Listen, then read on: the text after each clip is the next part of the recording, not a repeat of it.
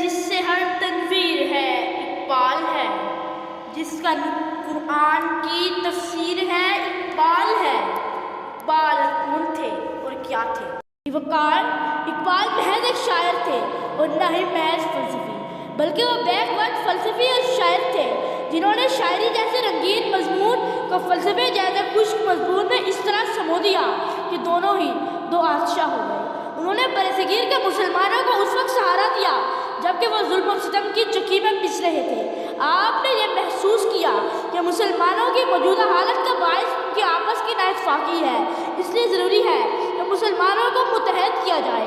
اس غرض سے جب آپ نے مسلمانوں کو متحد کرنا چاہا تو آپ نے محسوس کیا کہ مسلمان اسلام سے غافل ہو چکے ہیں، انہوں نے اپنی مختلف مصنوعی ذاتیں بنا رکھی ہیں۔ اقبال نے مسلمانوں کو غیر ملکی ثقافت سے بچانے کے لیے ایک طرف تو غیر ملکی کھوکھلی ثقافت سے پردہ ہٹایا، وہی آپ نے مسلمانوں کو ذات پات سے بالاتر ہو کر سوچنے کا درس بھی دیا۔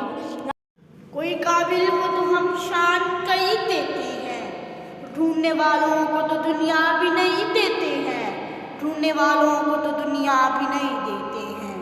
جناب صدر اقبال نے اپنی شاعری کے ذریعے مسلمانوں میں احساس بیداری پیدا کیا۔ اقبال کی شاعری علم و ادب کے وہ گراں قدر موتی تھے جن کو انہوں نے فلسفہ کی تسبیح میں پرو دیا۔ جو آپ کی ولولہ انگیز شاعری کا نتیجہ تھا کہ وہ قوم تو نفاق و انتشار کا شکار تھی، ایک بار پھر سے ایک ہی جھنڈے تلے متحد ہو گئی۔ اقبال نے اپنی شاعری کے ذریعے مسلمانوں کو اسلام کا لافانی پیغام دیا کہ تمام مسلمان آپس میں بھائی بھائی ہیں۔ آج پھر سے مسلمان اس بے راوری کا شکار ہے، بھائی بھائی کا دشمن ہے۔ آج ہمارے دکھوں کا مداوع اسی بات میں ہے کہ ہم پھر سے متحد ہو جائیں اور اقبال کے پیغام کو اس طرح سمجھیں جیسے وہ ہمیں سمجھنا چاہتے ہیں۔